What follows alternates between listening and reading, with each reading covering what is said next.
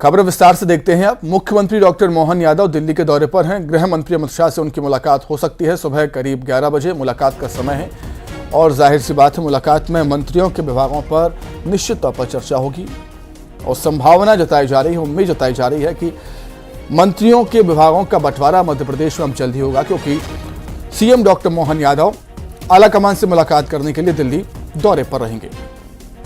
केंद्रीय गृह मंत्री अमित शाह से उनकी मुलाकात हो सकती है। समय निर्धारित किया गया है सुबह करीब 11 बजे का।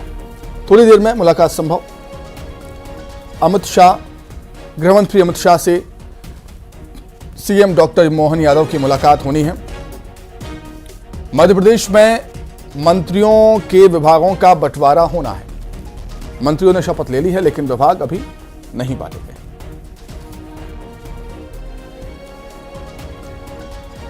मध्य प्रदेश में जल्द ही तय हो सकती है मंत्रियों की जिम्मेदारियां। सीएम डॉक्टर मोहन यादव दिल्ली पहुंचे हैं। 15 दिन में चौथी बार दिल्ली पहुंचे हैं सीएम।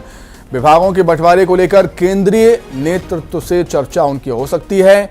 मंत्रियों को विभागों का बंटवारा जल्द ही संभव है। डिप्टी सीएम को दिया जा सकता है गृह विभाग।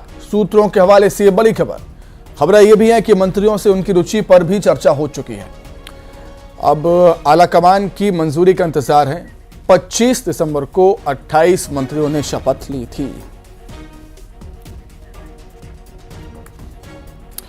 अधिक जानकारी के लिए हम सीधे रुख करेंगे। हमारे सहयोगी विनीत हमारे साथ दिल्ली से लाइव जुड़ गए हैं। विनीत, जब मध्य प्रदेश के मुख्यमंत्री सीएम डॉक्टर मोहन यादव दिल्ली आए हैं, कुछ न कुछ मध्य प्रदेश के लिए लेकर गए हैं। जाहिर सी बात है अब आलाकमान से मुलाकात आज होनी है, तो मंत्रियों के विभागों का बंटवारा संभव मध्य प्रदेश में। विनीत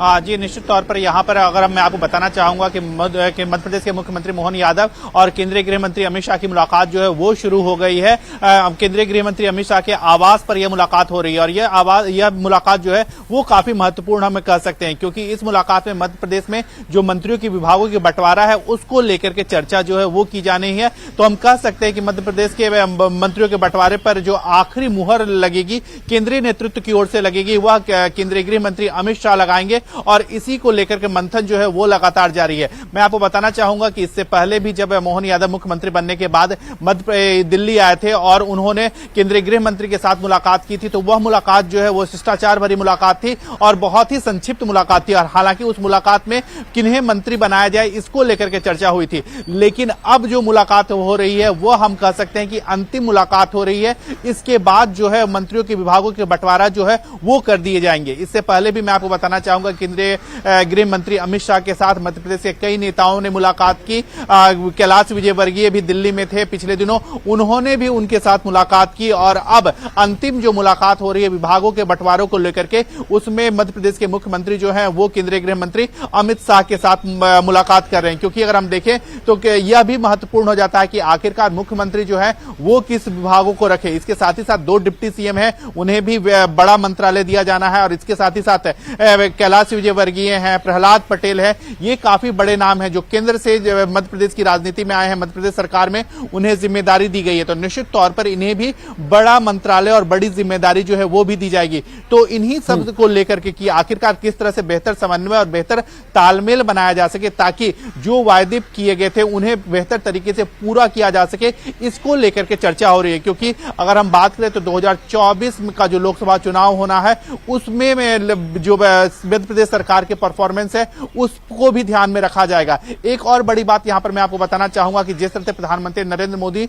ने मोदी की गारंटी के नाम पर मध्य प्रदेश में वोट मांगा था, अब जब 2024 का चुनाव होगा तो मध्य प्रदेश में वो खुद के लिए वोट मांगेंगे, ना कि राज्य में सरकार के लिए वोट मांगेंगे। तो ऐसे में किस तरह से बेहतर कामकाज जो है वो किया जा सके, इसको लेकर के जो मंथन है वो लगातार जारी है। और हम कह सकते हैं कि जब केंद्रीय गृह मंत्री अमित शाह के साथ मुलाकात खत्म हो जाएगी तो इस बात पर मुहर लग जाएगी कि आखिरकार मध्य प्रदेश में किन्हें कौन सा विभाग मिले, किस तरह से विभागों का बंटवारा किया जाए, इसको लेकर के आखिरी मोहर जो है वो केंद्रीय गृह मंत्री अमित शाह के साथ मुलाकात के बाद लग जाएगी। तो यह मुलाकात जो है वो काफी महत्वपूर्ण है। जैसा कि हमने अपने दर्शकों को बताया कि लगभग 11 बजे से यह मुलाकात शुरू हो गई है और अभी भी यह मुलाकात जारी है और जब मुलाकात खत्म हो जाएगी तब इस बात पर हम उम्मीद कर सकते हैं कि आखिरी मोहर लग जाएगी कि आखिरकार मध्य प्रदेश में किस मंत्री मंत्री को कौन सा विभाग मिलेगा। जी बिल्कुल विनीत, आप नजरें बनाए देखिएगा इस खबर पर, लगातार हम आपसे अपडेट्स लेते रहेंगे। फिलहाल आपका बहुत धन्यवाद जुड़ने के लिए, तमाम बातचीत के लिए बहुत शुक्रिया आपका। अब भोपाल से बड़ी खबर, बिना अनुमति के नहीं होगा नए साल का जश्न। शराब परोसने के लिए अस्थायी लाइसेंस भी लेना होगा। डीजे बजाने के लिए भी परमिशन लेनी होगी। रात 12 बजे के बाद जश्न नहीं मना सकेंगे। अवैध तरीके से शराब परोसने वालों पर कार्रवाई होगी। आबकारी विभाग नजरें बनाए हुए है। आबकारी के उड़न दस्ते होटल रेस्टोरेंट की चेकिंग करेंगे। रिहायशी इलाकों में 40 से 50 डेसिबल तक ही डीजे बज सकेंगे।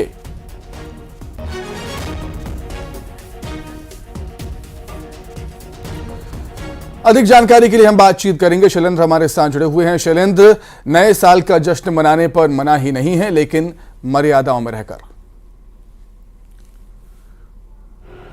बिल्कुल, देखिए बिल्कुल राजधानी भोपाल में यदि आपको जश्न मनाना है तो उसके लिए आपको विधिवत परमिशन लेनी होगी। जिस तरीके से ध्वनि विस्तारक यंत्रों को लेकर मध्य प्रदेश सरकार के जो निर्देश जारी हुए उसके बाद साफ ये कर दिया गया था कि यदि आप नए साल के उपलक्ष्य में डीजे लगा रहे हैं या डीजे बजाने का काम कर रहे हैं तो आपको उसकी विधिवत एसडीएम से परमिशन लेनी होगी। और इसके साथ ही सरकार ने जो मानक तय किए हैं, डेसिबल तय किए हैं, उसी के आधार पर आपको डीजे बजा सकते हैं। यानी रिहायशी इलाके में रात को 10 बजे के बाद आप 40 से 50 डेसिबल से अधिक आवाज नहीं रख सकते हैं। ये साफ तौर पर ये अनुमति में लिखा जाएगा और यदि इनके नियमों का उल्लंघन करेंगे तो आपके खिलाफ कार्रवाई की जाएगी। इसके साथ ही देखो, जो रेस्टोरेंट है, होटल है या बार है, अगर शराब परोसने का काम कर रहे हैं तो उनको आबकारी विभाग से अस्थायी लाइसेंस लेना होगा और अस्थायी लाइसेंस न लेने की स्थिति में आपके खिलाफ जुर्माने की कार्रवाई भी की जा सकती है। उसके लिए बाकायदा आबकारी विभाग ने उड़न दस्ते जो बनाए हैं, जो टीमें हैं फ्लाइंग स्क्वाड की, वो गठित की हैं, जो न्यू ईयर के रात को लगातार जो बार हो, होटल्स हो, रेस्टोरेंट्स हो या फिर मैरिज गार्डन में कई जगह पार्टियां होती हैं, इन तो कुल मिलाकर नए साल का जश्न मनाइए, लेकिन नियमों में रहकर, मर्यादा में रहकर। बहुत शुक्रिया शैलेंद्र आपका जुड़ने के लिए, तमाम बातचीत के लिए बहुत शुक्रिया। भोपाल में कचरा फैलाने पर सख्ती देखने को मिली है। दंपति पर 500 रुपए का स्पॉट फाइन लगाया गया। 3 किलोमीटर तक दंपति का पीछा किया, पकड़ा उन्होंने। दंपति ने सड़क पर कचरा फेंक दिया था। बाइक पर घर से कचरा लाकर सड़क पर ही फेंक दिया। निगम की टीम ने दंपति का 3 किलोमीटर तक पीछा किया। एम्स के पीछे पिपलिया रोड पर कचरा फेंका था दंपति ने।